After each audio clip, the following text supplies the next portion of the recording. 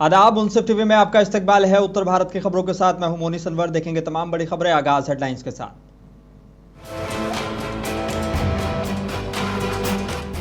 CM Yogi Adityanath ने जेवर airport का हवाई सर्वेक्षण किया। कहा यह प्रोजेक्ट रोजगार और निवेश के नए दरवाजे खोलेगा।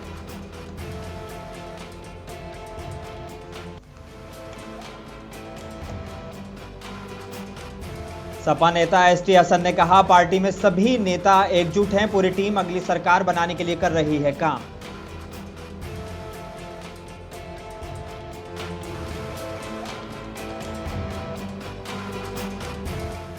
पूर्व मुख्यमंत्री हरीश रावत ने बढ़ती असहिष्णुता पर जताई चिंता। कहा नफरत और फूट के आधार पर राजनीति करने की हो रही है कोशिश।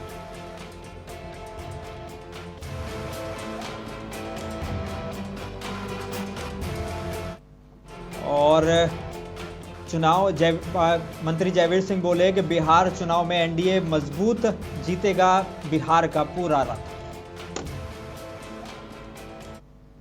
आगाज कुछ अहम और बड़ी खबरों के साथ। उत्तर प्रदेश के मुख्यमंत्री योगी आदित्यनाथ ने आज जेवर में बन रहे देश के सबसे बड़े नोएडा इंटरनेशनल एयरपोर्ट का हवाई सर्वेक्षण किया है। हेलीकॉप्टर से एयर स्ट्रिप, टर्मिनल बिल्डिंग और कनेक्टिविटी कार्यों की प्रगति देखने के बाद सीएम योगी आदित्यनाथ ने अधिकारियों को तय वक्त पर पूरा काम करने के निर्देश दिए हैं। यह एयरपोर्ट एशिया का सबसे बड़ा और दुनिया का छठा सबसे बड़ा एयरपोर्ट होगा, जिसमें 5 रनवे और हाईटेक पेपरलेस सुविधाएं होंगी। 80 एकड़ में बन रहा multi modal cargo hub UP का बड़ा आर्थिक लाभ देगा। सीएम योगी आदित्यनाथ ने कहा कि यह प्रोजेक्ट विकसित और आत्मनिर्भर भारत के विजन को साकार करने वाला ऐतिहासिक कदम है, जो रोजगार और निवेश के नए दरवाजे खोलेगा।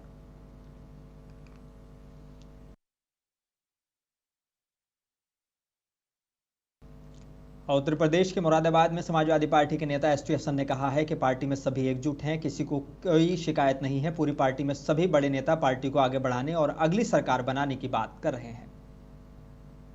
उनके अपने निजी कारण होंगे। व्यवस्था भी है प्रोफेसर रामगोपाल यादव जी की और शिवपाल जी की। हो सकता कोई हेल्थ इश्यूज भी हो, वरना कोई इसमें कोई पूछने वाली बात ऐसी नहीं है कि आप उसमें कोई नई चीज ढूंढ लें। सब लोग यूनाइटेड हैं, किसी को किसी से शिकायत नहीं है। और पूरे पार्टी के बड़े नेता जितने भी हैं इस वक्त, मैं आजम खान साहब के। कांग्रेस नेता हरीश रावत ने भारत में बढ़ती असहिष्णुता पर कहा है कि इस वक्त भारत का स्वभाव बनाने की कोशिश की जा रही है। आज फूट पैदा की जा रही है। आज पड़ोसी को पड़ोसी से लड़ाया जा रहा है।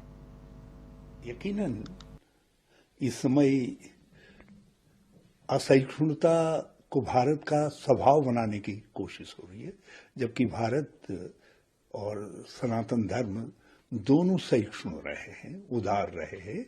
इसीलिए उन्होंने सबको समावेशित किया, अपने साथ जोड़ने का काम किया। आज टूट पैदा की जा रही है। आज पड़ोसी को पड़ोसी से लड़ाया जा रहा है। आज नफरत और घृणा के आधार पर राजनीति को खड़ा करने की कोशिश हो रही है। और इसके खिलाफ उन सब लोगों को जो सनातन धर्म की उदारवादिता में विश्वास करते हैं, उनको खड़ा होना चाहिए और इसके खिलाफ। मैनपुरी पहुंचे पर्यटन और संस्कृति मंत्री ठाकुर जयवीर सिंह ने बिहार चुनाव को लेकर बड़ा बयान दिया है। मंत्री ने कहा कि बिहार में लालू ने जंगल राज का माहौल बनाया था। उन्होंने कहा कि बिहार चुनाव में ठगबंधन की हवा निकल गई है। जयवीर सिंह ने कहा कि बिहार की जनता एनडीए सरकार बनाने जा रही है। देखिए, इसलिए कहा है कि लालू जी का जंगल राज पूरे बिहार में नहीं, पूरे देश में देखा है। जिस तरीके से वहां अराजकता का माहौल, जमीनों पर कब्जे, चौथ वसूली, नौकरियों के नाम पर धन वसूली, नौकरियों के नाम पर जमीनों पर मामले को लेकर लालू जी सजा याफ्ता हैं। ऐसे लोग, ऐसे ठगबंधन जिसने बिहार के लोगों को ठगने का काम किया हो, उसकी याद दिलाने का काम हमारे नेताओं ने किया है। मंत्री जी, बिहार में MY फैक्टर बहुत प्रभावशाली रहता है। इस बार लालू ने नया दाव खेला वहाँ पे। MYVAP करके संगठन तैयार कर रहे हैं, जिसके तहत चुनाव हुआ। क्या लगता है कितना प्रभाव डाल पाएंगे? देखिए, मुझे लगता है कि जातवाद से ऊपर उठ के राष्ट्रवाद चलेगा। जातवाद से ऊपर उठ करके विकासवाद चलेगा। राष्ट्रवाद, विकासवाद, लोगों को, वहां के नौजवानों को रोजी रोटी, संसाधन, विकसित भारत बनाने। उत्तर प्रदेश के मौजूदा हालात और योगी सरकार के कामकाज को लेकर समाजवादी पार्टी के नेता हसीब खान से बलरामपुर से हमारे नुमाइंदे गुलाम नबी कुरैशी ने खास बातचीत की है। इस समय हमारे साथ मौजूद हैं उतरौला विधानसभा से समाजवादी पार्टी के पूर्व प्रत्याशी हसीब खान। आइए कुछ अहम मुद्दों पर उनसे बात करते हैं। हसीब खान जी, ये बताएं कि आप दीपावली के अवसर पर हर साल विधानसभा वासियों के बीच में जाकर मिठाई बांटकर खुशियां मनाते हैं, क्या संदेश देना चाहते हैं विधानसभा वासियों को? देखिए, दीपावली का जो त्यौहार है आपसी भाईचारे का त्यौहार है। और दीपावली नहीं, दीपावली हो, रमज़ान हो, होली हो, सभी त्यौहार मैं अपने क्षेत्रवासियों के साथ मनाता हूँ। और उन गरीब घरों में जाके उन्हें मिठाई खिलाने में मुझे और उनके साथ त्यौहार मनाने में जो आनंद आता है कि जो इंतज़ार करते रहते हैं बेचारे जो गरीब हैं, उनके साथ त्यौहार मनाने का कुछ मज़ा ही अलग है। और मैं चाहता हूँ कि क्षेत्र के तमाम लोग, सम्मानित लोग हैं जो इस लायक हैं, कम से कम ज़्यादा नहीं, 2-2, 4-4 डब्बे मिठाई अपने अरीब करीब और गरीब के घर पहुँचाएँ। उनको भी बहुत खुशी मिलेगी और वो परिवार भी खुश होगा और ये काम करके उनको भी बहुत खुशी मिलेगी। देखिए, ना मेरे पास तो कोई विधायक निधि है, ना कोई सांसद निधि है, और मैं अपने पास से करता हूँ। लेकिन यहाँ पे विधायक भी हैं, पूर्व विधायक हैं तो भी उनको पेंशन मिल रही है 60-70 हज़ार, कम से कम 1 महीने का पेंशन इन त्योहारों में। जब त्यौहार आए तो ये आश्वासन तो कि जब हम विधायक होंगे तो विकास करेंगे, और ये अभी भी पेंशन तो तुमको उसी चीज़ का मिल रहा है जो एक बार जनता ने बनाया है। 1 महीने का पेंशन कम से कम गरीबों में बांटने की कोशिश करिए। जब कोई त्यौहार आए, रमज़ान आए, तो 1 महीने का पेंशन खजूर में बांटिए, 1 महीने का पेंशन दीपावली में बांटिए, 1 महीने का पेंशन होली में बांटिए, तो गरीबों को भी लगेगी कि सच में। और ये तो सिर्फ कहने की बातें हैं कि जब हम हो जाएंगे तब ये करेंगे, तो नेताओं वाली भाषा हो गई। सच में असली समाज सेवी वही है जो कम से कम गरीबों के सुख दुख में, उनके त्यौहार में उनके साथ खड़े रहे। पिछले दिनों रामदयाल यादव समाजवादी पार्टी के जो नेता हैं, उन्होंने कहा कि आप बीच बीच में ही आते हैं जनता के बीच में, इस पर क्या कहेंगे?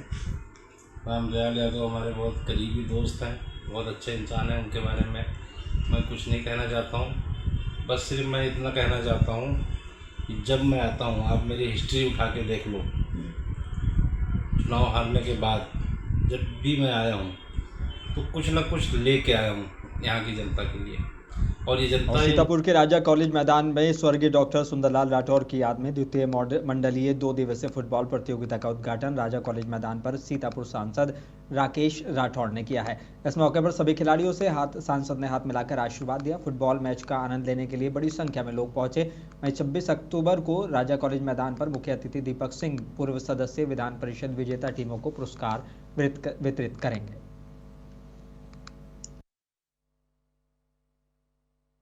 आज ये 2 दिवसीय फुटबॉल टूर्नामेंट का उद्घाटन है। आज ये शुरुआत है, कल समापन है, तो उसी का भी उद्घाटन मैच होने जा रहा है शाहजहांपुर और लखनऊ के बीच में। और बाहर की भी टीमें, जिले की भी टीमें सब मिलकर खेलेंगी कल तक।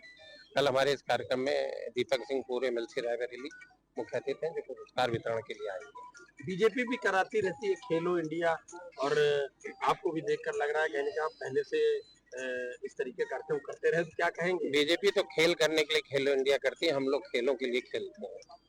बीजेपी तो खेलो इंडिया उनका खेल है करना, इस विचारधारा के साथ कर रहे हैं। अभी सांसद खेल प्रतियोगिता चल रही थी उनके यहाँ, शर्म की बात है, सांसद के नाम पे आप खेल का कार्यक्रम करते हैं, सांसद को आमंत्रित नहीं करते हैं।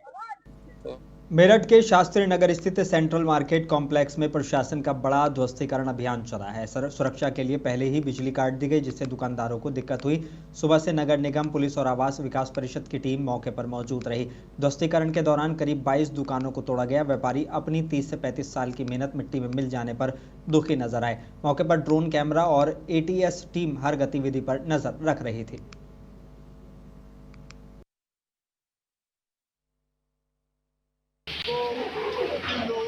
माफिया लोग हैं, इन लोगों के ध्वस्तीकरण हुए हैं। आज ये अपनी आंखों से, जो कि इनकी लोगों की आंखों को फूल भरा हुआ है, उसे अपने आंखों से निर्दोष होते हुए देखना चाहता है। शायद उसके मन में शांति पड़ रही हो किसी के हिंदू व्यापारी बाइक व्यापारियों का पूरा के पूरा। मैं कोई धर्म की बात नहीं कर रहा, जैसा ये कार्रवाई कर रहे हैं मुझे तो ऐसा महसूस हो रहा है शायद ये उस चीज को रखते हुए हम पे कार्रवाई की जा रही है। एसपी साहब भाग्य अधिकारी। खबर गाजीपुर से है। उत्तर प्रदेश सरकार के मंत्री रविंद्र जायसवाल ने प्रेस वार्ता के दौरान समाजवादी पार्टी के अध्यक्ष अखिलेश यादव पर तीखा हमला किया है। उन्होंने कहा कि अखिलेश यादव अंग्रेजों और अमेरिका के एजेंट के रूप में काम कर रहे हैं और देश को पीछे ले जाना चाहते हैं। सवाल के जवाब में योगी कैबिनेट के मंत्री रविंद्र जायसवाल ने कहा कि अखिलेश यादव जातिगत जनगणना की बात कर देश को तोड़ने का काम कर रहे हैं।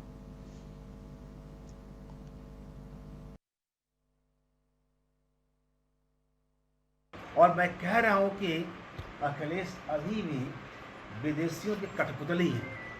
उस कठपुतली के कारण से ये पीढ़ी का पिछड़ा का जनगणना करा करके हमें कमज़ोर करने की साजिश जो विदेश की है, जो अमेरिका की है, मुझे कहने में कोई बुराई नहीं है, ये उनके एजेंट को भी काम कर रहे हैं। हमारे जिले के प्रभारी हैं। लोक आस्था का महापर्व छठ का त्यौहार चल रहा है। आपके माध्यम से सभी को दिवाली की शुभकामना के साथ साथ आने वाले छठी मैया का प्रणाम करता हूं। और छठ के लिए हमने अधिकारियों से मीटिंग किया है। सभी घाटों को साफ सफाई प्रॉपर हो जाना चाहिए, ये हमको बात किया। और छठ पर कोई दिक्कत न होने पावे ये हमको बताया गया। जिलाधिकारी को बैठक हम करके। रामनगर की सड़कों पर गौरक्षक के नाम पर जो तांडव हुआ उसने इंसानियत को शर्मसार कर दिया।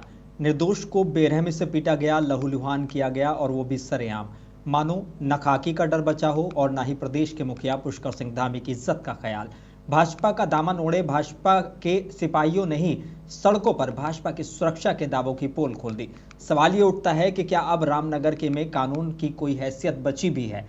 मॉब लिंचिंग के नाम पर जो सड़कों पर तांडव हुआ उसने पूरे उत्तराखंड को हिला दिया है। गौमांस के शक में वाहन चालक को बेरहमी से पीटा गया और फिर उसे थाने तक घसीटा गया। इतना ही नहीं, खाकी के सामने ही गुंडागर्दी का नंगा नाच हुआ। न किसी ने रोका, न किसी ने टोका। थाने में भी इन उपद्रवियों ने हंगामा किया और पुलिस मूक दर्शक बनी रही, मानो रामनगर कोतवाली नहीं किसी गुंडे की जागीर हो। सवाल यह है कि जब सरेआम सड़क पर इंसाफ का तमाशा बन रहा था तो पुलिस कहां थी? क्यों नहीं हुई तुरंत गिरफ्तारी? आखिर ये गुंडे किसके शह पर इतने बेखौफ हैं? भाजपा का दामन ओढ़कर भाजपा की सरकार की ही साख मिट्टी में मिलाई जा रही है। मदन जोशी नाम का ये शख्स जो खुद को भाजपा का सिपाही कहता है, रामनगर के माहौल को बार बार जहर से भरने की कोशिश कर रहा है। कभी ठेले वालों को निशाना बनाता है तो कभी सोशल मीडिया पर भड़काऊ वीडियो बनाकर शहर की शांति को ललकारता है। नगरपालिका चुनाव में जनता ने पहले ही उसे हार का स्वाद चखा दिया था, लेकिन लगता है कि सबक अभी भी बाकी है। वाहन चालक की पिटाई के बाद पीड़ित पक्ष ने थाने में शिकायत दी है। पुलिस ने औपचारिक मुकदमा तो दर्ज किया है, लेकिन वायरल वीडियो ने सबका जमीर झकझोर दिया है। अभी मामला सिर्फ हिंसा का नहीं, कानून और खाकी की साख का है। कल की घटना के परिप्रेक्ष्य में रामनगर पुलिस को तहरीर प्राप्त हुई थी। दोनों पक्षों की तरफ से तहरीर प्राप्त हुई। दोनों तहरीर को जांच तलब करने के उपरांत अभियोग दर्ज कर दिया गया है, जांच जारी है। कितने लोगों के खिलाफ ऐसा नामजद और जो वाहन स्वामी और उसके चालक के खिलाफ 420 का मुकदमा है और दूसरे पक्ष में जो मुकदमा लिखा गया है उसमें 5 नामदर्ज हैं और 20-25 अन्य लोग हैं। एक गाड़ी पकड़ी गई है जिसमें गोश्त थी, इसमें गोमांस बताया जा रहा था, लेकिन असल में उस गाड़ी के पेपर चेक हुए सब हुए तो उसमें वो 1 नंबर वो भैंस का मांस है, वो बड़े का मीट है उसमें। और लेकिन कुछ लोगों को दोबारा यहाँ पे उसको गाय का मांस बनाकर गाड़ियों को ठोक देना और थाने में धरना प्रदर्शन करना और गलत गलत नारे लगाना मुसलमानों के खिलाफ और उसको ज़बरदस्ती गोश्त गाय का मीट बताना। लेकिन वो गाय का मीट है या नहीं है वो तो जांच का विषय है। और इस मामले में जो ड्राइवर हैं जो गाड़ी चला रहे थे उनको इतना मारा है कि लहूलुहान हो गया, यानी कि उनको अगर वहाँ पुलिस प्रशासन नहीं पहुँचता तो शायद ही बजरंग दल के लोग उसको। उत्तराखंड के रुड़की में देर रात बसपा नेता और अंतर्राष्ट्रीय रविदास धर्म ट्रस्ट के अध्यक्ष योगेश प्रमुख पर जानलेवा हमला हुआ है। बताया जा रहा है कि कुछ अज्ञात हमलावरों ने रुड़की हरिद्वार रोड स्थित मॉन्टफोर्ट स्कूल के पास लाठी डंडों से रॉड से हमला किया है, जिसमें वो गंभीर रूप से घायल हो गए।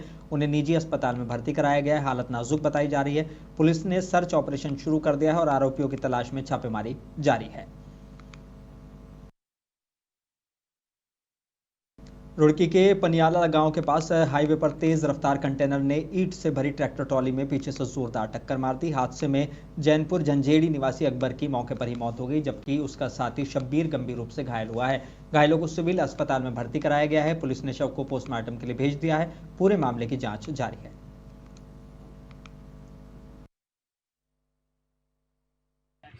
गाड़ी वाले ने पीछे से ट्रैक्टर वाले में टक्कर मारी। अच्छा, हाँ जी, कौन? भगवानपुर के हैं वो ट्रैक्टर वाले। अच्छा, एक मर गया, एक दूसरा घायल है। अलीगढ़ के थाना लोधा इलाके के बुलागड़ी और भगवानपुर गांव में राम राम कहने को लेकर हुआ विवाद अब गहराता जा रहा है। मामला तब और तुल पकड़ गया जब गांव के 4 मंदिरों की दीवारों पर आई लव मोहम्मद लिखा मिला है। शिकायत करने वाले युवक को जान से मारने की धमकी मिलने के बाद इलाके में तनाव फैल गया। हजारों की संख्या में हिंदुवादी संगठन के कार्यकर्ताओं ने थाने पर पहुंचकर जमकर नारेबाजी की और दोषियों की गिरफ्तारी और बुलडोजर कार्रवाई की मांग की। मौके पर भारी पुलिस बल तैनात है। स्थानीय लोगों का कहना है कि यह धार्मिक सौहार्द बिगाड़ने की साजिश है। पुलिस ने मुकदमा दर्ज कर जांच शुरू कर दी है। टीम गठित कर आरोपियों की तलाश और लोगों से पूछताछ की जा रही है। जो सुबह सूचना मिली थी पुलिस को, पुलिस तत्काल मौके पर पहुंची थी। ये 2 गांव पड़ते हैं, बुलगड़ी और भगवानपुर 2 गांव। 2 गांव के 4 मंदिर मैंने देखे। 2 मंदिर इस गांव के और एक बुलगड़ी का एक बड़ा मंदिर है जिसमें 2 या 3 जगह पे लिखा हुआ था, एक धार्मिक नारा लिखा हुआ था। और एक रोड पे एक मंदिर, छोटा सा मंदिर है घर के बाहर, शिव मंदिर है, उसमें भी लिखा हुआ था। तो ये सभी का निरीक्षण कर के रावत मंदिर में आज भव्य मेहनती समारोह और भंडारे का आयोजन हुआ है। इस मौके पर धर्मगुरुओं, भक्तों और शिष्यों ने बालक दास को मंदिर का नया महंत और अमन दास उर्फ अयोध्या दास को उत्तराधिकारी महंत घोषित किया है। समारोह में हजारों की संख्या में साधु संत और श्रद्धालु शामिल हुए। आज रावत मंदिर के गद्दी पे अयोध्या के सभी पूज्य संत और महंत मुझे बैठाया और ऐसे पूज्य संत और महंतों को मैं कोटि धन्यवाद और आभार प्रकट करता हूं कि यह रावत मंदिर के गद्दी। और झांसी के मौरानीपुर से एक बड़ी खबर आई है जो झकझोर देगी। बता दें कि जहां एक पिता की लाडली का रिश्ता सिर्फ पैसे के लालच में टूटने की कगार पर पहुंच गया। फलदान में 10 लाख रुपए लाओ तभी ये रिश्ता पक्का होगा, ये मांग सुनकर शादी का माहौल मातम में बदल गया। कानून के बावजूद दहेज का जहर आज भी समाज में जिंदा है। पुलिस ने मामला दर्ज कर जांच शुरू कर दी है, लेकिन सवाल बड़ा है कब ये सोच बदलेगी। सर फलदान लेके आए थे रोनी में पुष्पेंद्र के और पिताजी का नाम उनका आसाराम। तो हमारी उनसे तय थी 6 लाख की। 6 लाख हमने उनके पूरे कर गए। अब भी बोल रहे कि भाई हमें 10 लाख चाहिए। मैंने कहा 10 लाख नहीं है, बात करो या बताओ क्या बात है। 10 कैसे चाहना पहले बता दीजिए भैया, मैं गुंजाइश होती हम कहते नहीं तो ना कहती। तो बस बोले नहीं 10 चाहिए। लड़का उठ के भाग गो। बस फिर पता ही नहीं है 2 लड़का और पिताजी और पता ही नहीं है, घर में है ही नहीं। आस्था का पर्व छठ का पर्व भारत का एक ऐतिहासिक पर्व बन गया है। ये पर्व विशेषकर बिहार के लोगों को आस्था और मुख्य पर्व के रूप में मनाया जाता रहा है। छठ पूजा को लेकर घाटों पर तैयारियां शुरू हो गई हैं। नगर पंचायत कपिलवस्तु में भी नगर पंचायत प्रतिनिधि जावेद आलम ने खुद छठ घाट पर मौजूद रहकर साफ सफाई और व्यवस्थाओं का निरीक्षण किया। छठ पर्व को लेकर नगर पंचायत प्रतिनिधि ने घाट के सुंदरीकरण, रोशनी और अन्य व्यवस्थाओं की जांच की है। आदर्श नगर पंचायत कपिलवस्तु विगत 3 वर्षों से नगर पंचायत को बने हुए हुआ है। तब से नगर पंचायत छठ का पूरा कार्यक्रम अपने हाथ में लेकर इसकी भव्यता को बढ़ाने में दिन प्रतिदिन नया आयाम जोड़ती जा रही है। उसी कड़ी को बढ़ाते हुए इस बार हमने बाहर से जो कलाकार, भजन गायक, गायिकाओं को बुलाया गया है और इसके साथ ही इसकी भव्यता को बढ़ाने के लिए जो भी साजो सज्जा किया जा सकता है हम लोगों ने उपलब्ध कराया। इसके साथ हमारे जो नगर विकास विभाग की जो योजनाएं हैं, चाहे वो डोर टू डोर कलेक्शन का हो, चाहे हमारे जो सफाई कर्मचारी हो, ये सारे लोग आज इस समय यहाँ लगे हुए हैं और छठ घाट की पूरी तैयारी आपके सामने दिखाई दे रही है। बांदा में लूट और चोरी के आरोपी बदमाशों की पुलिस से मुठभेड़ हुई है। मुठभेड़ में एक बदमाश घायल हुआ है जबकि दूसरा गिरफ्तार कर लिया गया। घायल बदमाश इरशाद पुराना हिस्ट्री शीटर है जिस पर लूट, डकैती और गैंगस्टर एक्ट के कई मामले दर्ज हैं।